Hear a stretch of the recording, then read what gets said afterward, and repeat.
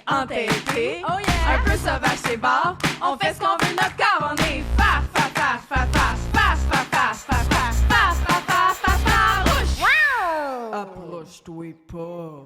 Salut tout le monde et bienvenue à Farouche, votre podcast écoféministe préféré, présenté par Pivot, qui est votre média indépendant préféré, animé par vos deux féministes préférés. Moi, c'est Emna Achour et j'utilise le pronom elle. Et moi, c'est Coralie Laperrière et j'utilise aussi le pronom elle. Et cette semaine, on a la chance d'être en compagnie d'une invitée qu'on essaie d'avoir depuis vraiment longtemps, en plus à l'émission. On est rendu à Radio-Can ou quoi?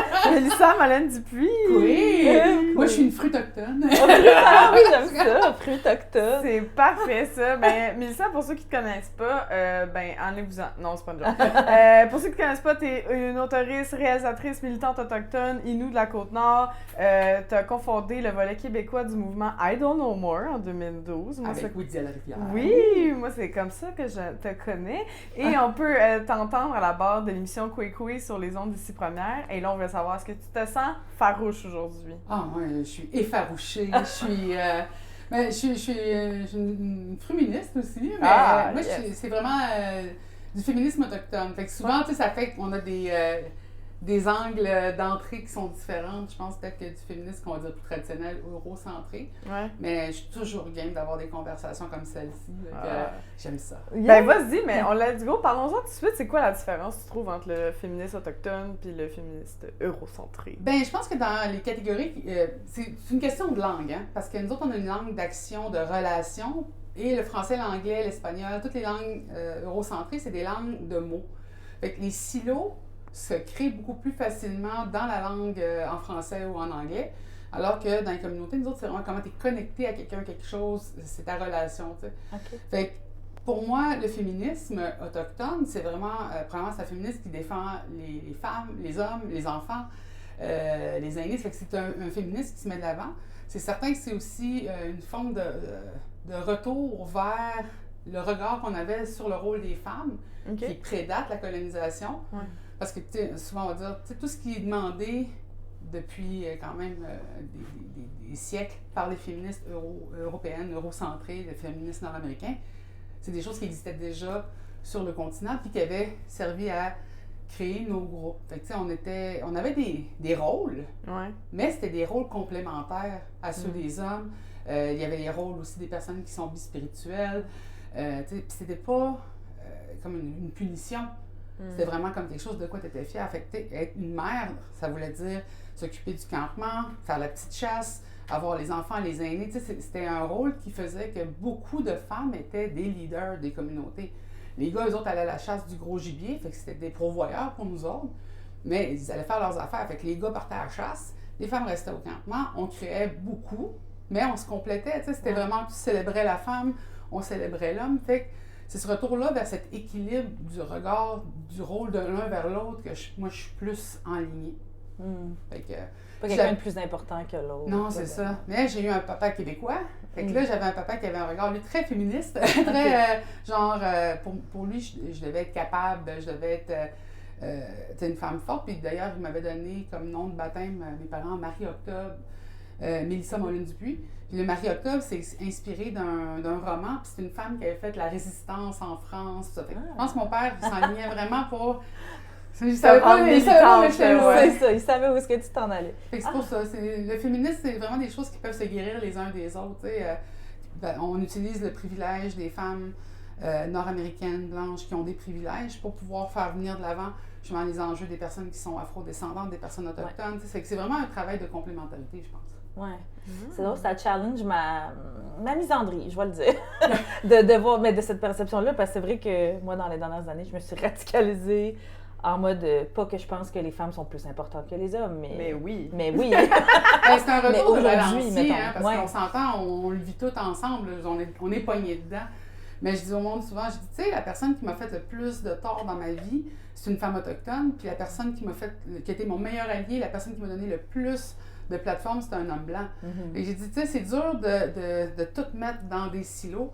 Comme on le voit présentement, il y a des injustices qui sont créées par des gens qui ont vécu des injustices par le passé. Fait que, tu sais, c'est vraiment, il ne faut pas penser vraiment en silo. Il faut comprendre qu'il y a des réalités qui se rencontrent, qui se croisent. Puis moi aussi, je suis toujours fâchée contre les gars. Mais en même temps, c'est un des publics qui des fois, c'est le plus facile pour moi de jaser avec eux parce que, vu que je pars du point de vue autochtone, on dirait que la discussion est plus facile à intégrer. Probablement parce que j'ai été élevée par un homme québécois blanc. Ouais. Fait qu'il m'a appris à jamais avoir peur d'un gars qui gueule. Moi, je suis une grosse madame qui gueule. Fait que je sais pas, ça l'a aidé beaucoup pour ça. Mais c'est ça, c'est pour ça que je te dirais que oui, je suis fâchée, je me méfie, je fais attention. Ouais. J'ai une petite fille de 10 ans, fait que je suis comme vraiment sur le qui-vive tout le temps. Mais j'ai aussi un petit garçon de 8 ans. Puis j'ai dit, tu sais, je veux pas qu'on lui retransmette cette espèce d'héritage-là. J'ai dit, j'y apprends que être un homme, tu sais, chez les Inuits, c'est pas utiliser ses muscles pour faire ça, c'est utiliser ses muscles pour faire ça. Ouais. Fait que c'est Pas vraiment, pour rabaisser, pas pour rabaisser, c'est pour supporter, soutenir. Ouais. Fait que ça change toute la perspective de c'est quoi le rôle d'un homme. Wow, c'est bien dit. On a parlé d'entrée de jeu en te présentant que tu avais cofondé le volet québécois de I Don't Know More en 2012. Peux-tu rappeler peut-être pour les gens, je sais pas, peut-être la tranche d'âge, peut-être 2012, c'est jeune pour certains de nos auditeurs. Ouais, ça nous rajeunit non, pas. nous autres aussi, on a vécu 2012, puis on trouve ça difficile. Quand les gens étaient comme moi, j'étais trop jeune, j'étais au primaire, puis on est comme, ben mange la marde. C'est ça. Oh, Mais- t'es née dans les années 1900! Oui! Fait que peux-tu nous rappeler, mettons, c'était quoi, puis le volet québécois, il consistait en quoi? Ben, le volet québécois d'I Don't Know More, ça a vraiment été une conversation qui a commencé sur Facebook avec moi et Widia Larivière, parce qu'on regardait ce qui se passait un peu partout au Canada avec I Don't Know More. Puis on se disait, hey, j'ai hâte, on a hâte que ça arrive ici, je me demande si quelqu'un va faire de quoi, il y a quelque chose qui va se passer. Puis là, peut-être que ça va être nous autres qui va être faire de quoi. Fait qu'on a commencé tout simplement en contactant les cofondatrices du mouvement au Canada, puis on disait, hey, ça vous dérange-tu si on fait un volet québécois parce que l'information ne se rend pas. On n'a pas choisi nos colonisateurs. Fait que le français et l'anglais, c'est encore une barrière entre nos communautés. Fait que nous autres, Parce on que a c'est des commencé- femmes autochtones qui se rassemblaient. Femmes autochtones et allochtones qui avaient créé le mouvement. Et nous autres, on a demandé juste, est-ce qu'on peut le faire en français? Oui, allez-y, parce que c'est un mouvement social. Puis ça allait toujours rester. D'ailleurs, c'est pour ça qu'on n'est jamais devenu un organisme.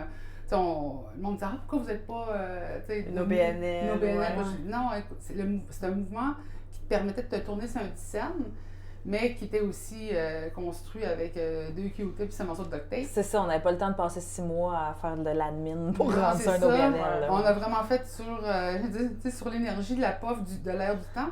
Mais, puis ça c'est très important, puis on le dit tout le temps, si on n'avait pas eu le support puis l'élan de vague des membres des mobilisations de Occupy, des membres des Carrés Rouges, j'ai dit, on n'aurait pas eu cet élan après ça au Québec pour I Don't Know More. C'est vrai, Puis c'est une grosse l'envie de année. faire ça aussi. Oui, là, mais la j'imagine, compréhension de votre bord, ouais. de c'est quoi l'injustice. On venait de voir le printemps érable. Ouais. Puis moi, puis vous dire, on disait, Chris, t'as-tu vu ce qu'ils ont fait à leurs enfants, à leurs propres enfants, qu'est-ce qu'ils vont faire à des femmes autochtones dans la rue? On se dit, oh, on va manger une claque, mais on s'est dit, c'est maintenant que ça se passe, il faut le faire.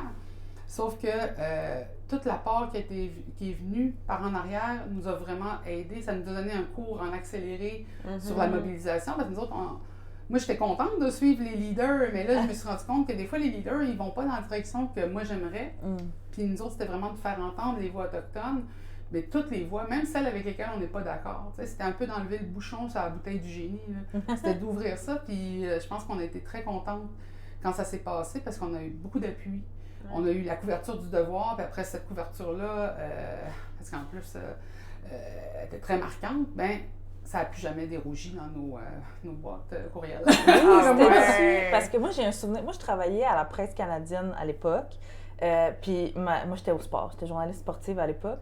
Puis mon amie Marie-Michel Sioui, je me rappelle d'elle qui partait à tous les jours, couvrir une manif, c'est ça, là, c'était beaucoup. Ben, tu sais, c'est ça aussi, c'est que toutes les femmes dans les médias qu'on avait, on avait Marie-Michel, on avait Caroline Nepton-Hutt, mais elles étaient encore dans la structure de Radio-Can, de la presse, du Devoir. Tu sais, c'était comment parler des enjeux, mais il fallait tout le temps le garder dans le cube des médias québécois canadiens. Ouais. Puis, je te dirais que ce qui avait été vraiment... Moi, les deux, trois moments où je me suis rendu compte qu'on avait un peu changé la conversation, c'est à un moment donné, j'étais en entrevue, puis j'ai dit, tu sais, on connaît pas les 11 nations du Québec, mais on connaît les 12 mois de l'année. Pourquoi est-ce que le monde ne peut pas se rappeler de 11 nations? Puis là, j'ai vu la personne faire... Je dis, oh shit, je demande, elle ne pourra pas me nommer les 11 nations, puis c'est une journaliste, puis c'est un journaliste, puis c'est un... Fait que j'ai dit, tu sais, les gens ont commencé à se rendre compte de tout ce qu'ils ignoraient, de tout ce qui était à l'aise de laisser aller. Du fait aussi que quand on parlait des Autochtones, c'est toujours, il y avait un blocage, un blocus, quelque chose qui était arrivé de dramatique. Ouais. On parlait de nous quand ça allait vraiment, vraiment mal. Puis après ça, tu sais, moi, il y a eu d'autres changements aussi qui sont venus personnellement. Fait que, tu sais, qu'on s'est rendu compte qu'on était comique aussi, qu'on avait des choses à offrir. Tu sais, j'avais fait,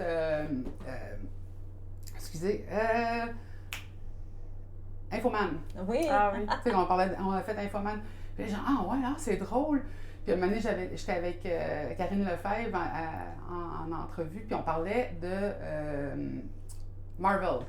OK. Puis j'avais dit à Karine, merci, hein. J'ai dit, c'est le fun parce que, je dis, moi, j'aime ça qu'on m'invite pour autre chose que quand ça va mal ou quand il faut que j'explique le 101 autochtone, tout. Puis elle m'avait entendu, puis c'est pour ça que j'avais, à travers Karine, eu accès aussi à Pas tous en même temps. J'avais été chroniqueuse avec eux autres. J'ai dit, tu sais, c'est là où ça a comme débloqué des choses. Il y a aussi eu les histoires de bébé Yoda, parce qu'on parlait du fait que dans les médias, les gens sont habitués de nous interpréter d'une manière. Je dis, mais tu sais, nous aussi, on a une interprétation de ce qu'on voit, des films qu'on voit, de qui on est. Et je dis, tu sais, quand on écoutait Star Wars ensemble, on a vu le même film, on n'a pas vu le même film.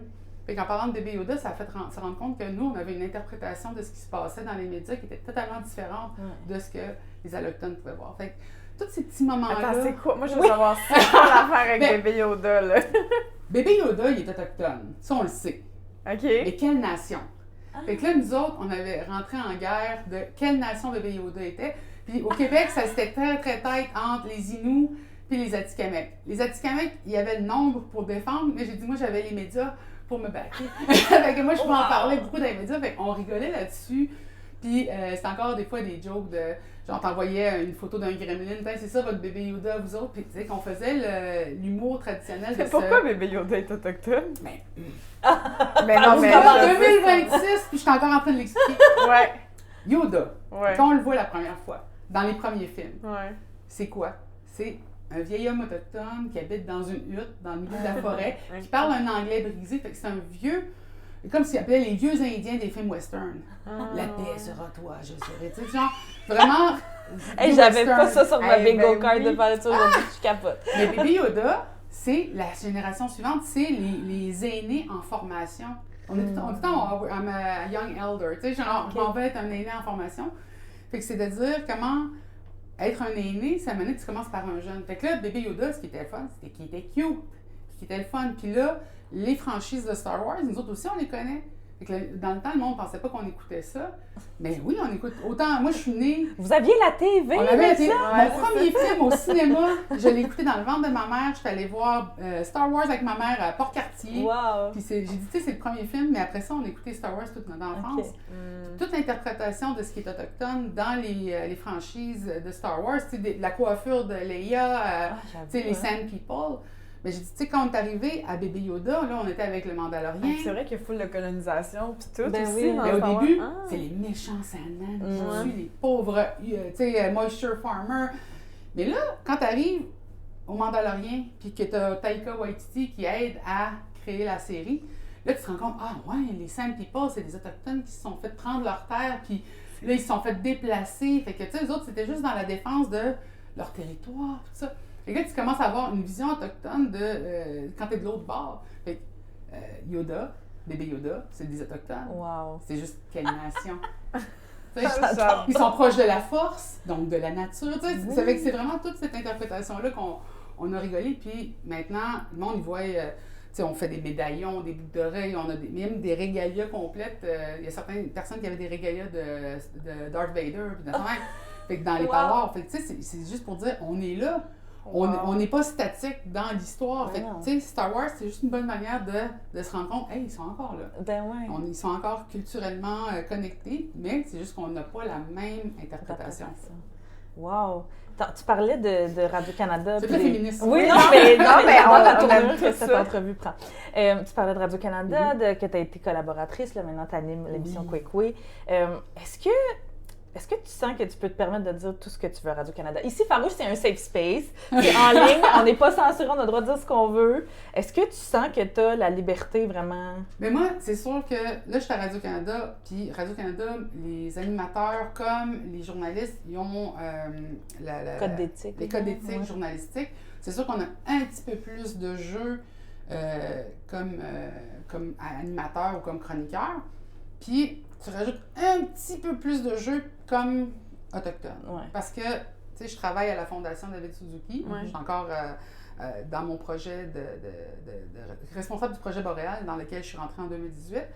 Mais quand j'ai commencé à Radio-Can, tu sais, c'était vraiment...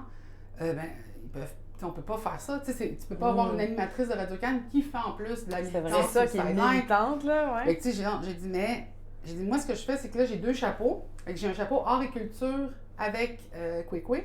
Puis j'ai mon chapeau où est-ce que là, je suis avec des ambassadeuristes de forêt. J'essaie d'amener des jeunes dans le bois, pis ça. Mais le monde se sont bien rendu compte, tu peux pas avoir d'animation ou d'animateur autochtone qui est pas militant dans quelque chose. Parce que c'est des droits humains de base qu'on essaie de faire avancer. Fait que je suis passée à l'ombudsman, c'est passé, puis tant que je fais pas toucher mes 2 chapeaux, je suis correcte. OK. Mais ce qui est fun avec ce chapeau-là ici, c'est que moi, je peux pas parler de la forêt, je peux pas parler de l'environnement, mais les invités peuvent. Ah! Et comme la nature est au cœur de notre culture, Ben on oui. en parle tout le temps, c'est toujours Ok. au cœur de l'émission. Mais c'est sûr que moi, c'est parler de livres, de films, Ouais. mais tout cet angle-là, OK. tu sais, on s'entend que les films, c'est sur les enjeux, documentaires, c'est sur la nature, sur puis toutes les réalités aussi qui sont, dans le fond, qui se croisent entre les droits humains et l'environnement, en fait. Tu sais, c'est quoi la première ressource qui a été déplacée ou chassée ou utilisée? Ça a été les corps humains autochtones, parce qu'il a fallu qu'on les déplace pour pouvoir accéder aux ressources. Fait que, tu sais, nous autres, c'est une question de droits humains, mais c'est une question d'environnement. Fait que c'est un petit peu pour ça que, veux pas, je jongle avec tout, mais j'ai aussi, comment je veux dire, je peux pas parler de ce que je veux, je peux pas dire, donner mon opinion avec le drapeau radio-canadien, OK. mais Ils ont je quand peux même- utiliser ma grosse jambe, la foutre dans la porte là, utiliser l'autre grosse jambe dans l'autre porte, puis juste permettre Élargir, le passage des sujets, des enjeux, de trucs qui se parleraient jamais dans les grands médias si on les normalisait pas. Fait que, tu sais, on va avoir des enjeux sur l'intersectionnalité des luttes, parce que là, c'est le mois de février qui s'en vient. Tu sais, c'est tout ça, mais moi, il faut juste que je trouve un moyen de tricoter ça pour dire c'est autochtone, parce que c'est ça! C'est ça, Comme ça Yoda. part- Oui, on vient de parler d'Avatar, mais à travers Avatar, on a parlé de photoctonité, on a parlé de, tu sais, de code switching, on a parlé de plein de trucs qui sont pas habituellement dans les médias. Mais on l'explique avec un film comme Avatar. OK, OK. Ah. Mais excuse, je voulais juste rebondir là-dessus parce que justement, tu as dit code switching. Tu sais, Coralie puis moi, on a créé plusieurs espaces qu'on dit safer space dans le milieu de l'humour pour pas avoir à code switch, pour, tu sais, être, c'est ça, se sentir en sécurité, sentir, tu sais. Puis je pense qu'on comprend l'importance de créer quelque chose comme Kwekwe, par exemple, qui est un peu ça. Les collaborateuristes sont autochtones aussi. Mais est-ce qu'il y a une partie de toi qui aurait aimé que, mettons, à Ici Première, il y ait du contenu autochtone puis des collaboratrices autochtones sur toutes les émissions, au lieu Ouais. d'avoir une émission? Ben, tu sais. moi, je te dirais, tu sais, le code switching, c'est un outil que moi, je dois utiliser quotidiennement, mais je l'utilise même de nation à nation, tu sais, parce que les nations inuites répondent pas au même code que les cris dans l'Ouest, puis les cris de l'Est répondent pas au même code que les cris de francophones, anglophones. Fait que, tu sais, j'ai eu une hyperfixation quand j'étais jeune sur les codes sociaux parce que j'étais vraiment bizarre. Puis, tu sais, à 17 ans, j'étais là, je veux que les gens me comprennent. Fait que j'ai vraiment fait une fixation, puis j'ai obsédé, puis j'ai quand même compris comment code switcher. D'ailleurs, Radio-Canada, si j'y ai accès, je dis souvent, c'est à cause que je fais du code switching. C'est parce que je suis aussi white presenting, tu sais, que je présente comme une allochtone. Puis ça rend ça plus digeste pour les auditeuristes. Mais le truc, c'est que j'aurais pu rester là, tu sais, dans la vibe universitaire, dans nos milieux, très fermés, puis on pourrait avoir nos conversations en silo, ou je peux être ici, puis ça peut être très frustrant, justement, de faire le ABC. ABC. Des fois, je me rends au DEF, puis là, des fois, je fais FGH, M. Tu sais, genre, fait en faisant de l'éducation populaire à travers la radio, ça a permis d'ouvrir des conversations, des sujets. Comme moi, j'utilise j'utilise ou je n'utilise pas les pronoms parce que je dis, tu sais, ça existait déjà pas dans nos langues. Tu sais, les pronoms masculins et féminins, c'était souvent, ou le masculin et le féminin était utilisé pour définir quelque chose, un rôle ou quelque chose, mais je dis, nous autres, le YEL, c'est là depuis le début des temps, tu sais. Ouais. Fait que j'ai dit, c'est juste comment on part la conversation. On part la conversation d'en haut, puis on va vers le bas, ou on commence la conversation du bas vers le haut. Fait que souvent, je trouve que c'est ça, c'est la déconnexion entre les médias puis les milieux plus intellectuels. Comment on rend ça accessible, comment on rend la conversation plus fluide. Puis même moi, je vis des frustrations. Des fois, je suis comme « Ouais, mais tu sais, j'ai dit ça. » Puis elle dit « Ouais, mais le public, tu sais, ma réalisatrice qui est fantastique, Annie Nasty-Dubois, que j'adore pour mourir. Tu sais, elle, j'ai dit « Non, c'est merci. » Des fois, je viens, là, je dis « Non, on devrait leur dire, on devrait pas tout pré-mâcher. » Puis elle dit « Mais ça, tes auditoristes, eux autres, là, ils vont décrocher. » Puis je suis comme... Je dis merci de traduire l'allochtone pour moi. Mais tu sais, c'est une question de conversation. Si tu veux avoir la conversation avec quelqu'un, comment tu te positionnes, comment tu te postures, bien, je dis souvent, c'est ça le problème pour moi, à mes yeux, dans les universités, dans les milieux, même dans les médias. Tu te positionnes tout le temps dans des postures de pyramide. Tu sais, qui c'est qui est au top, qui c'est qui est au bas. Puis, dans un milieu plus classique autochtone, mais nous autres, c'est tout le monde autour de la table, puis le monde partage, puis le monde écoute.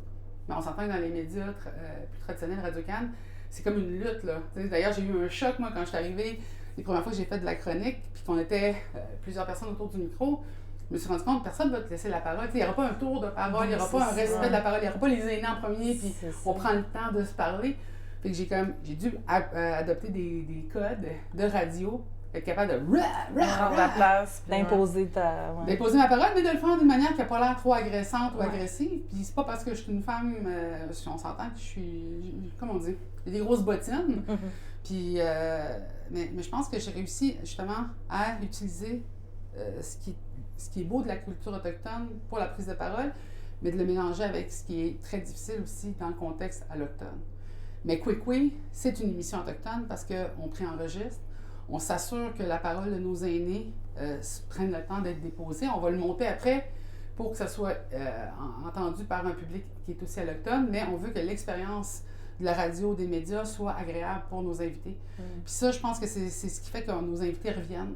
C'est pour ça que souvent, dans les médias, les gens ont de la misère à avoir des entrevues ou des partages qui viennent des communautés autochtones parce que c'est pas des endroits sécuritaires. Ouais, ils sont comme vas-y, go, vas-y, dis mon ouais, affaire, go, plus c'est vite. ça, ouais. Puis les gens vont souvent écouter quelqu'un qui est d'une communauté, va dire ah, c'était pas. Tu sais, ça allait pas assez vite, ou tu sais, mais moi j'écoute mes invités.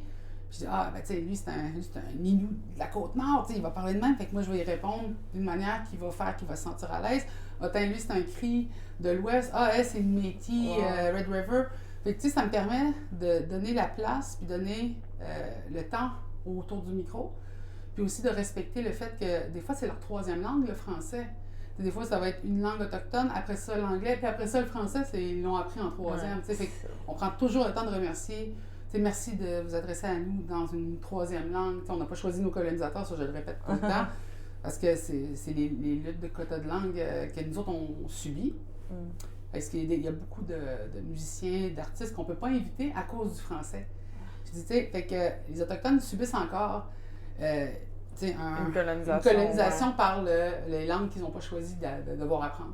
Fait que c'est ça, c'est difficile de dire que je suis dans un média autochtone, mais je dis ce que j'essaie de faire, c'est une radio communautaire autochtone à travers Radio-Canada.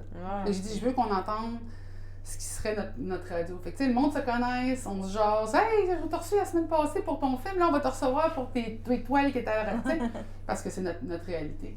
Puis, j'ai dit là, je veux savoir que j'ai réussi le jour où je vais coller une partie de bingo à Radio-Canada. Ah oui!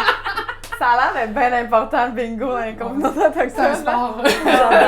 Moi, je suis curieuse parce que t'as aussi autrice de Nuchimit avec Élise Gravel qui a écrit. T'as fait des courts-métrages aussi. Avec la Wapikami. Oui! C'est quel chapeau, puis là, animatrice à Kwikwi et militante, c'est quel chapeau tu trouves que tu passes mieux ton message? Ben, moi, quand on m'a dit « Qu'est-ce que tu fais dans la vie? » J'ai dit « Ben, moi, je suis une militante Inou. » Fait que je suis une femme Inou. Fait que ça devrait être une femme Inou, là. Une femme Inou.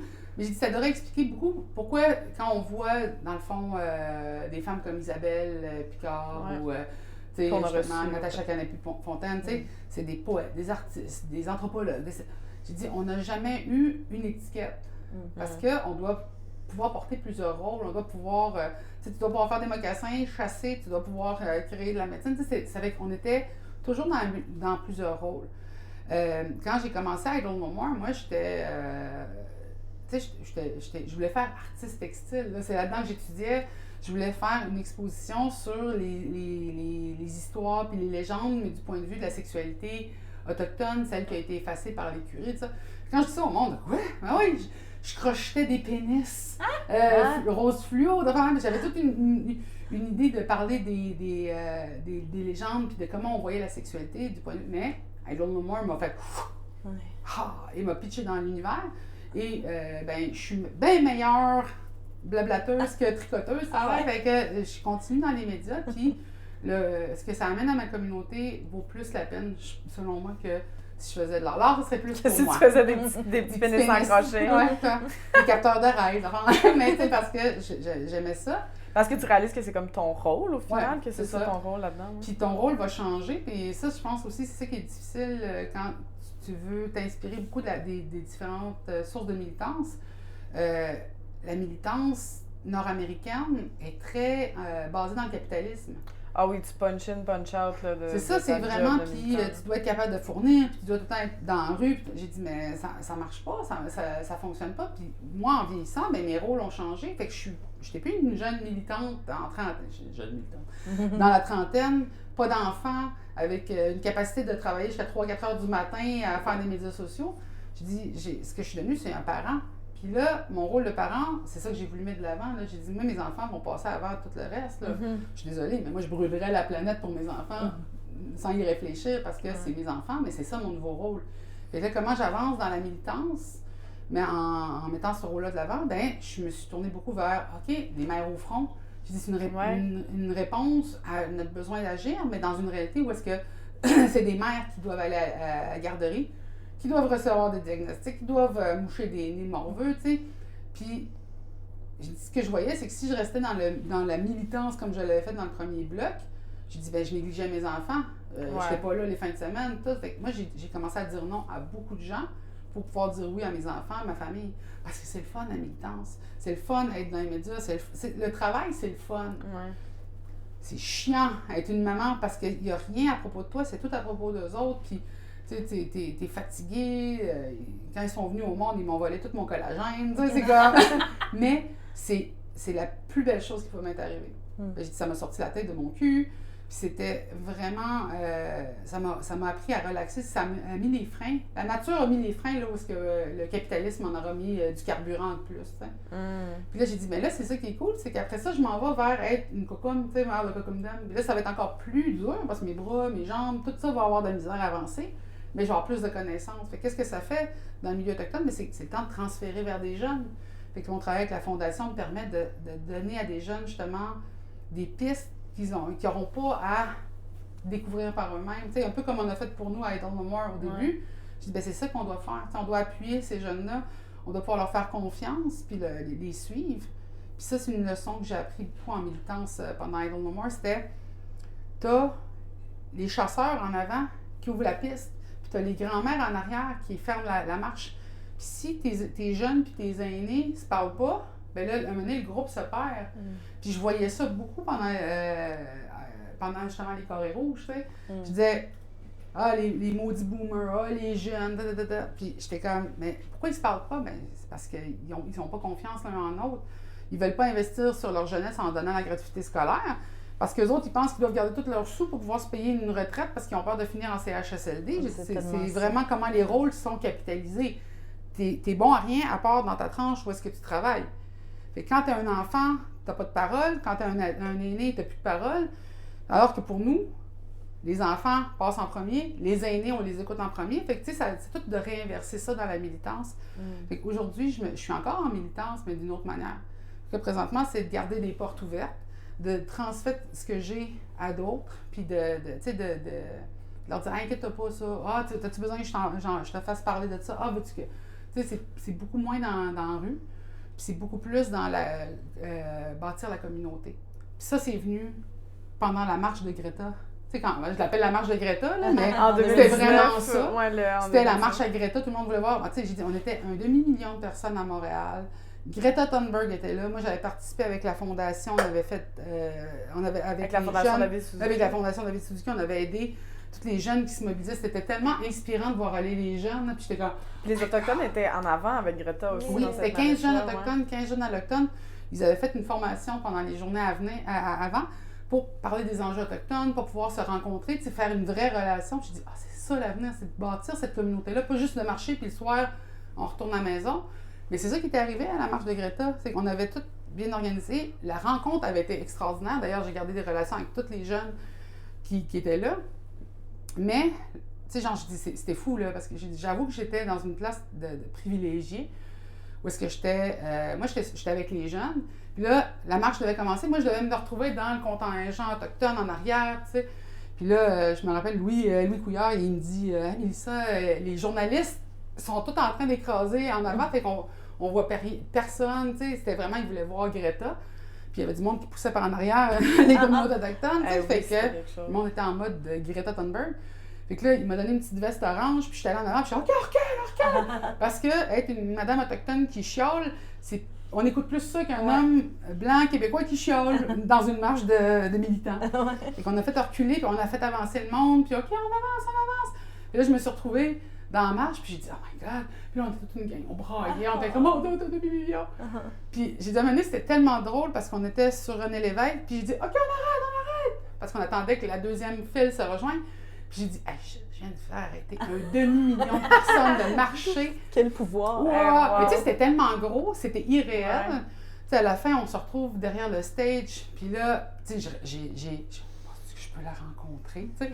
Fait que je m'en vais, je peux dire à Greta, merci d'avoir parlé des Autochtones sur le stage, ça. Là, je vois, je vois Laure Varidel, je vois Patrick Watson, je suis comme, tu sais, genre, ton cerveau est comme, tu sais, à un moment donné, j'ai crashé, parce que quand tout le monde est parti, j'ai dit, ben ça refait encore ça. On se trouve, on se voit, puis après ça, on repart. Ouais. J'ai dit, là, puis ça, c'est une leçon que j'ai appris avec BMW, tu sais, je le radote souvent, mais à BMW, à travers la Wapikoni Mobile, j'avais une formation en leadership.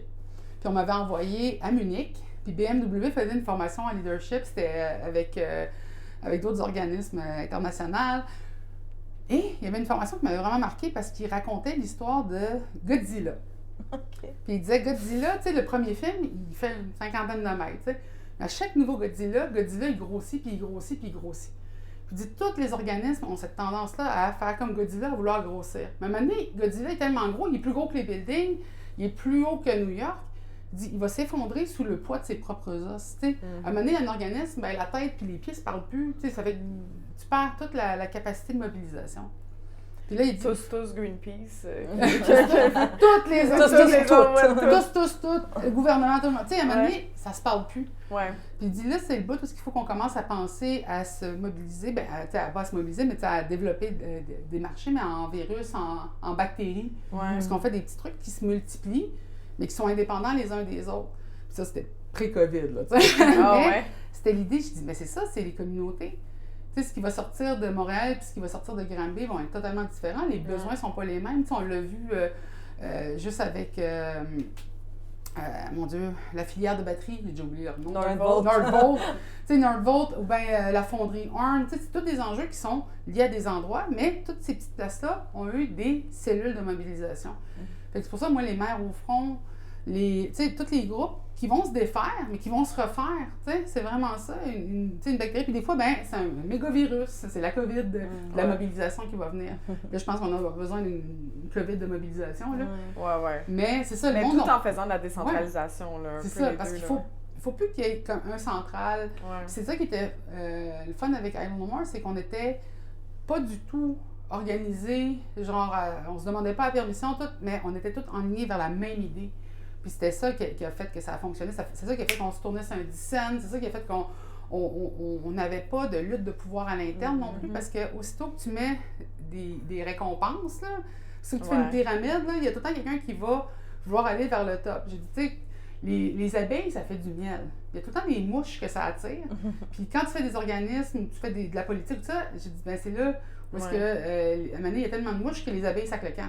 Mais à un moment donné, il n'y a plus de miel qui se fait, fait que ça s'effondre. Fait que ça, pour moi, c'est ça la mobilisation sociale.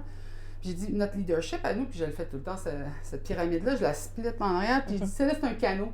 Puis j'ai dit, nous autres, c'est le 1% qui tient le 99%. Mais il n'y a pas de récompense, il n'y a pas d'argent, il n'y a pas de pouvoir. Bien, tout le monde n'est jamais content. Tu sais, ah, je veux qu'il aille par là, c'est pas ça. Mais les gens le font parce qu'il faut qu'on le fasse. Puis ils sont toujours dans une meilleure prise de décision parce qu'ils vont prendre une décision pour le groupe, pas pour leur poche. Présentement, c'est ça qu'on a, on a besoin. On a besoin de plus d'abeilles que de mouches. Parce que là, on est envahi par les mouches. Là. Une mouche présidente aux États-Unis.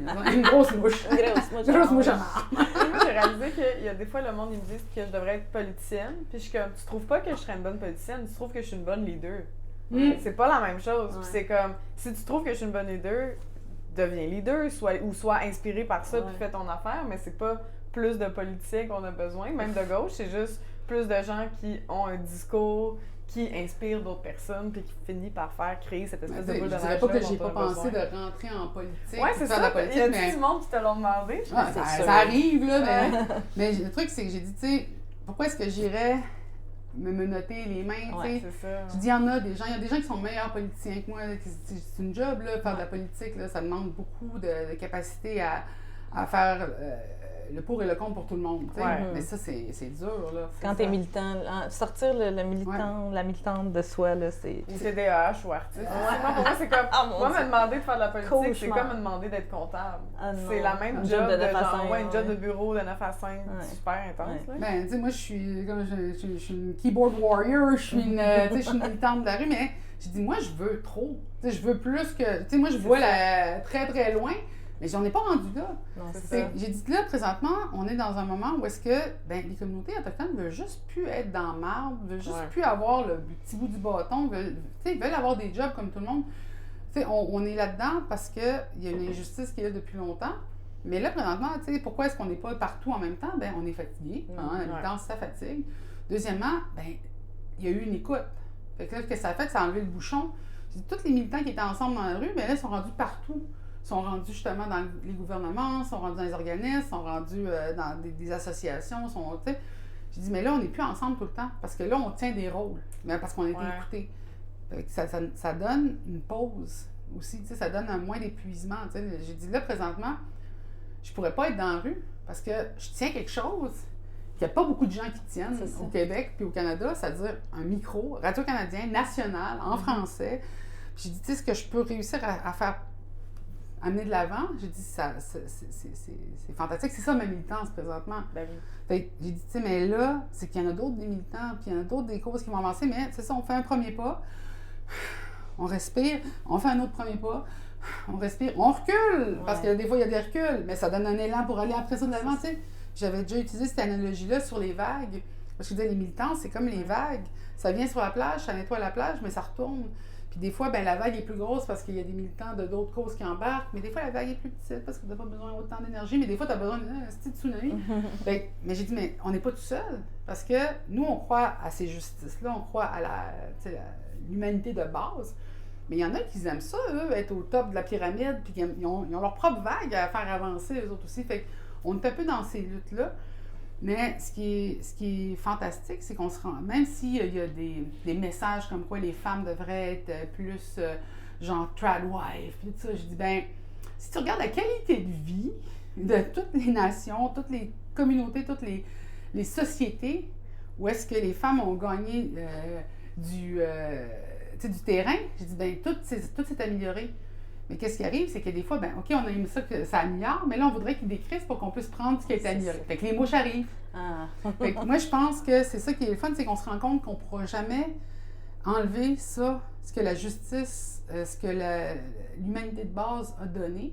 Mais il faut commencer à le voir d'une manière non capitaliste. Puis c'est ça qui est plus dur, parce qu'on nous a construit à vouloir avoir une maison, 2 piscines, un pick-up. Un chien. Un chien, tu sais. Puis on veut avoir le même chien que le voisin, ou un peu meilleur. Puis, Tandis que dans le milieu autochtone, c'était vraiment comme un partage en collectivité des ressources. Fait que, tu sais, je vais partager des savoirs autochtones qui vont aider la communauté, la société. Parce que c'est des savoirs autochtones, mais c'est des savoirs humains. Fait que, tu sais, l'économie du potlatch, le leadership des femmes, tout ça, je dis, on n'était pas parfait. Il ne faut vraiment pas croire qu'on pensait qu'on était parfait. On n'est pas les nobles sauvages ou les navis sur Pandora. Là, on est des humains. Mais ces ressources-là existaient sur un continent puis ont eu le bénéfice de ne pas avoir été colonisés trop tôt, fait qu'on a encore une mémoire de ça. Fait que c'est pour ça que je me dis, tu sais, il y a des savoirs à travers ça qu'on peut faire bénéficier toute la société au grand complet. Mais c'est ça, c'est de voir qu'est-ce que le monde veut, tu sais. Puis là, présentement, on est bien tourné vers les Américains. Ouais. Puis je me dis, ben eux autres, c'est plate, là. Le monde pense que c'est tout Donald Trump. C'est un esti, là. Mais c'est pas juste Donald Trump. C'est tous ceux qui sont derrière Donald Trump, là. C'est toute la culture aussi derrière ça, de genre de vouloir aller au Ben top. oui. Mais lui, il va servir de bouc émissaire. Tu sais, tout le monde veut un Hitler, mais personne pense à Ergebel en arrière, là. Tu sais, c'est fait qu'il faut comprendre que la pointe d'une... C'est pas une aiguille, là. C'est une pointe de flèche. Il y a tout un système derrière ça, puis lui permet de faire oublier ceux qui sont en arrière. Mais on est dans les médias. On est dans les médias sociaux. Les gens, je me souviens, là, ça va marcher pour tout le monde. Fait on va s'en rappeler beaucoup plus, tu sais. C'est pas pour rien que ça a pris quand même une dizaine d'années pour pouvoir mettre en justice tous les nazis, mais je dis, qu'est-ce qu'on va voir avec ICE? Ça va peut-être aller plus vite parce qu'on a des images, on a des preuves. Les humains n'ont jamais eu autant de capacité à avoir un meurtre en live. Tu sais, genre, j'ai dit, c'est la première fois de ma vie que je vois 2 meurtres dans la même semaine. Mais je le vois tout. J'ai vu une exécution faite par des de René Good et d'Alex Petit. Bien, tu sais, puis j'ai dit, puis là, présentement, il y a encore un problématique avec les médias parce que tu as une responsabilité à ce que tu dis, tout. Mais, tu sais, à un moment donné aussi, comme le disait si bien en 1984, tu sais, le gouvernement va te faire vouloir croire quelque chose que tu as vu avec tes propres yeux, là, tu sais, c'est du gaslighting de pro, là. En tout cas, fait, c'est beaucoup de choses comme ça, mais c'est vraiment comment on met de l'avant des visions autochtones qui vont aider la communauté. Bien, je pense que c'est ça un peu ma lutte en tant que femme, tu sais, en tant que mère, parce que moi, mon leadership là, en pyramide, là, c'est vraiment je suis une maman.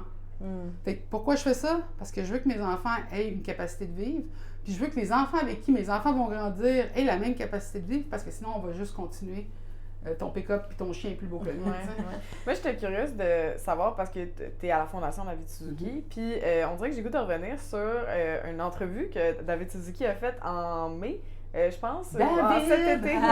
Non, mais cet été, ça avait été quand même viral parce qu'il avait dit qu'il était trop tard pour le climat. J'aime David. Puis là, il y a vraiment plein de monde qui était comme, ben là, tabarnak. Tu sais, moi, en tant qu'activiste, mettons, j'ai trouvé ça tough parce que j'étais comme, je me le fais dire ça. Puis je suis comme, non, arrêtez pas parce que même s'il est trop tard, il faut continuer à se battre. Puis je me demandais, toi, comment t'as perçu ça quand. Est-ce que j'aime David? C'est ça que je me suis dit. David, il dit les affaires, il est trop tard pour le climat. Il est trop tard. Dans le sens, il n'y a pas tard. Non, ce qu'il disait, c'est qu'il est trop tard pour ce que vous voulez garder. Exact. Tu sais, les pailles en carton, puis les kits d'ustensiles réutilisables. Tu sais, de vouloir garder l'équilibre de ce système qui est à la fine pointe du capitalisme. C'est là, on va recommencer à. Puis on le voit, là, on est en train de descendre une pente. Là. Je veux dire, si le monde ne se rend pas compte que. On est dans un vortex polaire parce que toute la chaleur autour de la Terre est en train de nous... J'ai dit, ben ouais, on est gâtés. Nous autres, on a la neige, puis on a la pluie, J'ai dit, on est dans un bel endroit pour geler du cul, mais au moins avoir pas des sécheresses à pu finir. C'est ça. Puis David, c'est pour ça que j'ai voulu travailler à la Fondation. Quand je l'avais rencontré, j'étais pas encore à la Fondation David Suzuki, je travaillais... j'étais encore à Idle No More, je travaillais dans un centre d'amitié autochtone. Et on avait été invité à faire un jury, puis j'avais été sur le jury, puis c'était les membres de ma communauté avec le village à côté de Longue-Pointe. C'est la coop boréale qui avait gagné. Tu sais, je dis, je sais que ça a l'air du népotisme, mais c'est pas ça. C'est vraiment que ça. J'ai dit, faire pousser des légumes dans le Nord, c'est quand même spécial, puis d'en faire un truc communautaire. Fait que c'est eux autres qui avaient gagné, puis c'était une bourse de 2000 $ et une visite de David Suzuki. Et je dis, pensez-moi que je pourrais venir je voudrais bien voir David Suzuki en action dans ma communauté, puis je l'avais rencontré. Puis on était assis à table, on mangeait des fruits de mer puis des légumes boréaux. Puis j'avais dit, tu sais, David, je l'appelais David. David. Les savoirs ancestraux, c'est comme des sciences. Puis là, il m'avait dit, non, je t'arrête là, c'est pas comme des sciences, ce sont des sciences. C'est quoi la science? C'est pas l'observation des choses qui nous entourent. Il dit, moi, je suis un scientifique, je regarde les choses à travers un microscope, une loupe. Il dit, mais les communautés autochtones, vous autres, vous regardez comment les choses sont connectées les unes avec les autres, puis vous le faites depuis des temps immémoriaux. Fait que vous avez un regard de scientifique sur le territoire, puis j'étais là, je l'aime. Je peux travailler avec ce dude-là.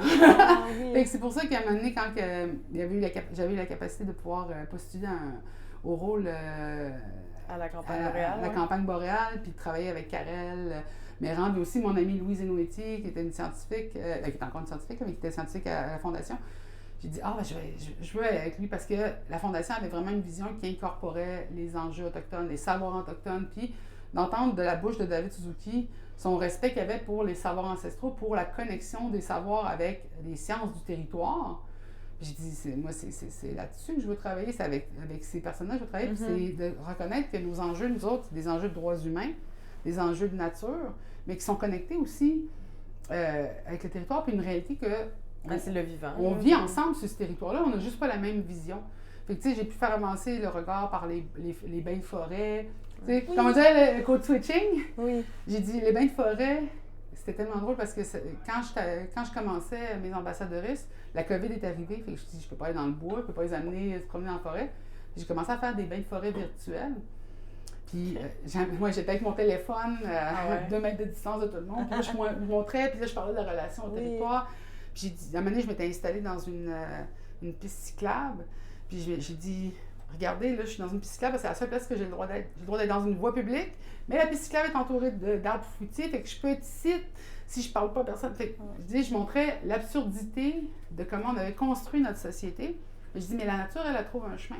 Puis la piste cyclable, elle a été verdie puis reverdie. J'ai dit, tu sais, on est dans des capillaires de vie, puis de nature, puis tout ça. Puis j'ai dit, mais moi, la piste cyclable, à cause que c'est la seule place que je peux aller, bien, je l'utilise comme ressource de forêt. Fait que, tu sais, je savais où il y avait des pins blancs, je pouvais ramasser les aiguilles, je savais où il y avait des petits fruits, je savais, tu sais, mais à travers une voie. Puis, à un moment donné, je faisais des bains de forêt, puis j'allais au débarcadère de Longueuil, parce que vu que c'était une voie maritime, puis tu pouvais aller débarquer, c'était une route, puis j'avais le droit d'aller là. Puis, j'étais pas la seule à avoir trouvé ce spot-là. On pouvait se promener sur la plage, mais il y avait tous des restants de tampons, puis toutes sortes d'affaires. J'ai dit, tu sais, on est pogné avec une capillaire de nature, mais elle est dégueulasse.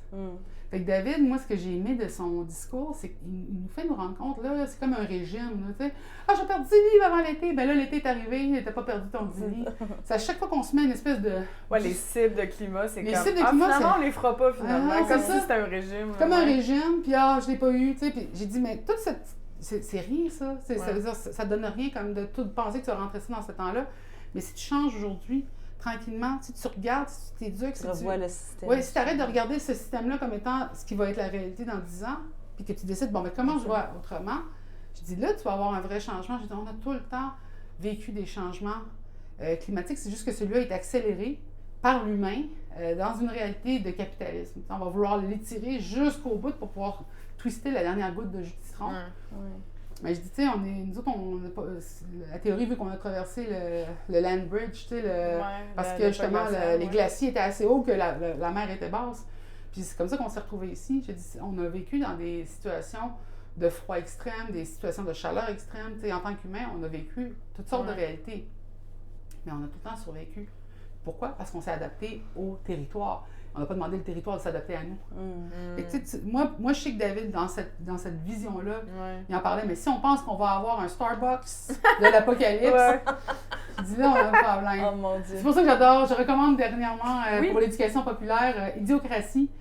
Je dis, on n'aurait jamais pu penser qu'un film tomberait autant sur la cible.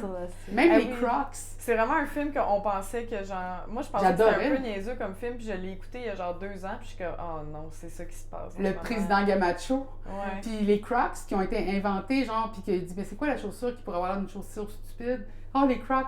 Mais c'est devenu une des chaussures les plus vendues sur la planète. Puis c'est là qu'ils ont apparu pour la première fois, c'est dans ce film-là. Fait que j'ai dit, des fois, dans les médias... Pour la première fois? Oui, il y a toute une histoire sur comment les Crocs, ils ont trouvé ça. Ils étaient, qu'est-ce qu'on pourrait prendre comme chaussure pour le futur? C'est pour les prisonniers dans le film.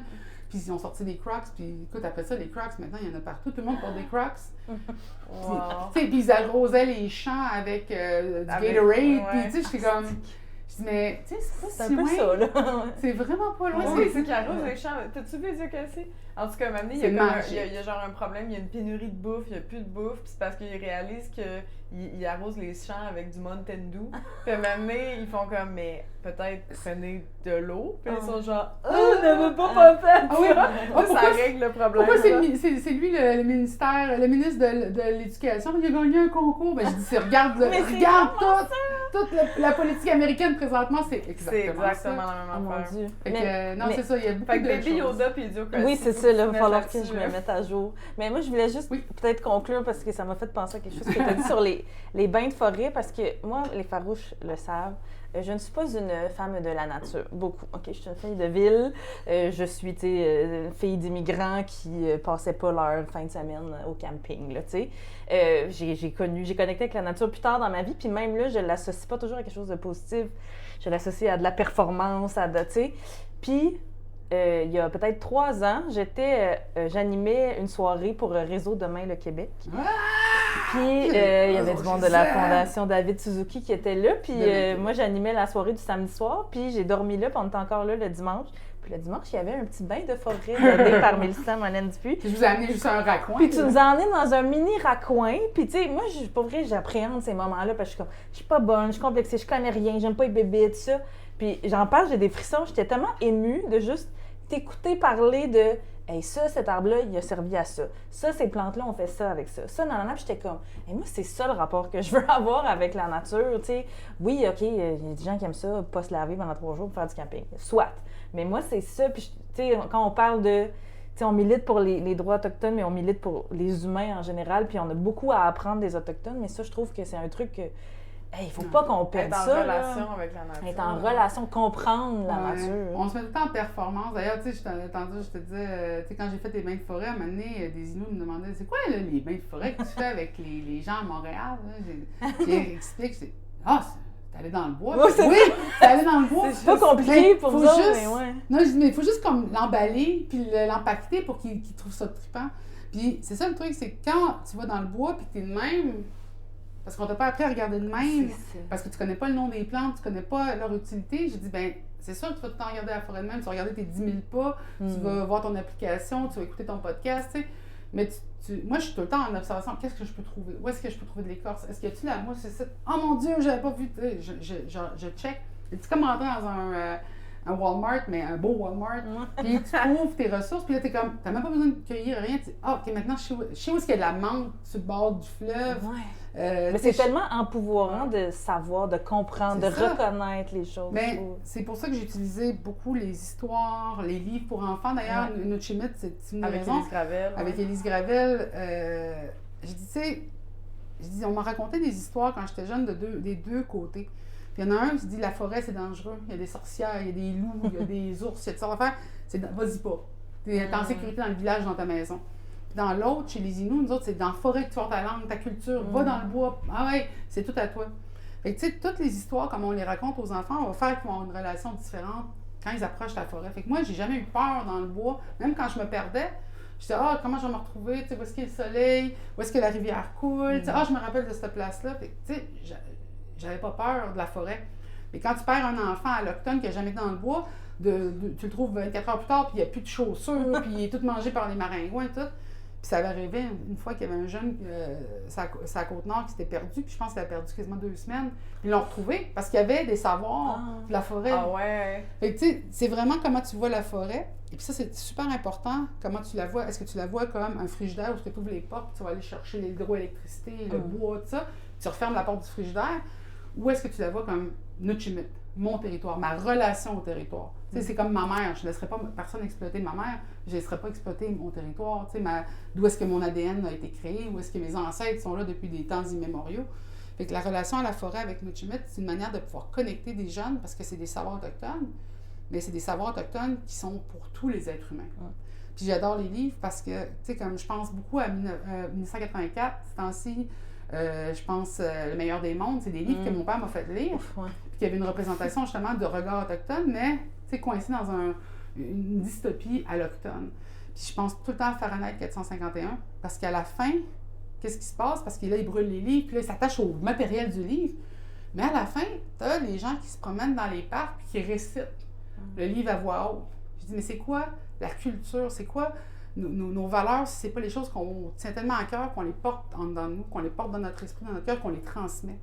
Fait que présentement, tu sais, on a été attaqué par les pensionnats, on a été attaqué par la colonisation, par des lois qui sont encore en place, mais dans notre tête, on récite encore la forêt, on récite encore les savoirs, puis on les transmet à d'autres. Fait que, tu sais, comme dans Fahrenheit 451, comme les pistes cyclables, à Manis, ça fait ça.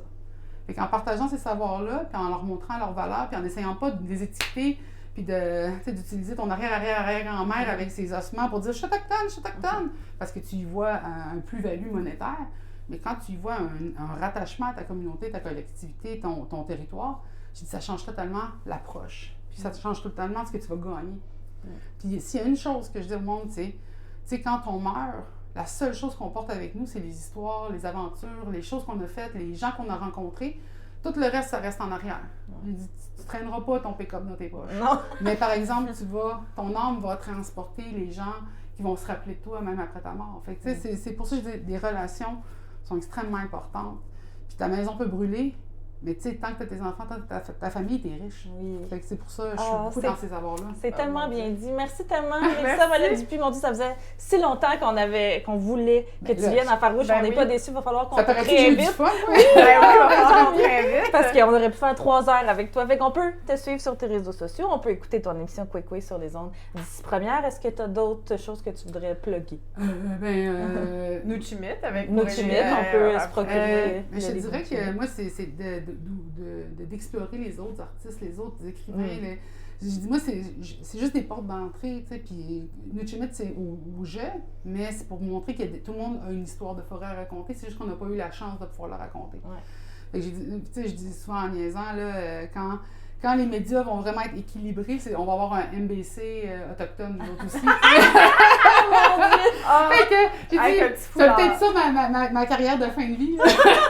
Polémique. Oh mon Dieu, j'aimerais ça, mais avec moins d'adverbes, s'il te plaît. Sinon, merci Mélissa. On reste un peu avec toi parce qu'on va enregistrer une prolongation pour notre Patreon. Pour l'écouter, il faut devenir membre en s'abonnant au www.patreon.com/Farouche. Et puis, avant de vous laisser, on veut remercier l'espace de coworking, la Halte 24/7 pour le beau studio. On veut remercier Gabrielle Brassard, voyons, pour notre productrice chez Pivot. On vous rappelle que Pivot, c'est un média indépendant qui prend volontiers les dons en argent via leur site Internet, puis c'est déductible d'impôts, la gang. Encouragez Gabrielle, ça gagne! Oui, make it rain. Non, mais nous autres, on est comme Olivier Primo, on a ça payer les impôts. Surtout dans le salaire de Bernard Dréville. Fait que pour finir, merci à toi, Anna Chou. Merci à toi, Coralie Lapierre. Fait qu'on vous prépare, là, la gang, tout plein de beaux épisodes en studio pour l'hiver. Fait qu'on va se revoir, on va se réentendre dans vos oreilles plus souvent. Oui, puis n'oubliez pas de nous laisser un avis sur les plateformes de balado, de nous suivre sur les réseaux sociaux, de parler de Farouche autour de vous, parce que c'est comme ça qu'on élargit la communauté et qu'on va faire de la révolution. Oui, fait qu'à tout de suite pour les abonnés Patreon et pour les autres. À bientôt, les Farouches!